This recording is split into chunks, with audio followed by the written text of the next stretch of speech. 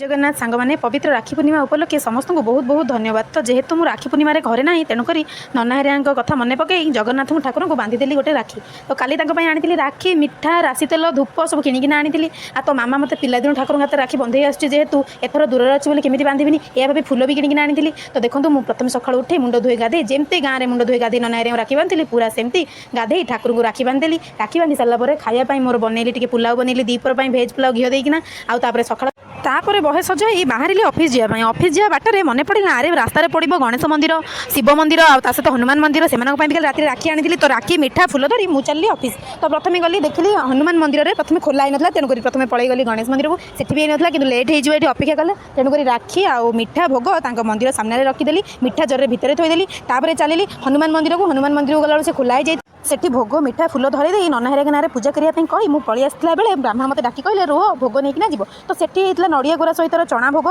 ठाकुर जो भोग से खाती तो सेठू भोग धरिकी मुझे पलि आसली रूम को रूम रू आसी रेडी हो चलिए ऑफिस जा रास्तार किणिकी नहीं आसली अनिल गोटे राखी से कहला तो से कौन गिफ्ट दब सन्ध्या बेलू मुझे देखी रही। नमस्कार जय जगन्नाथ।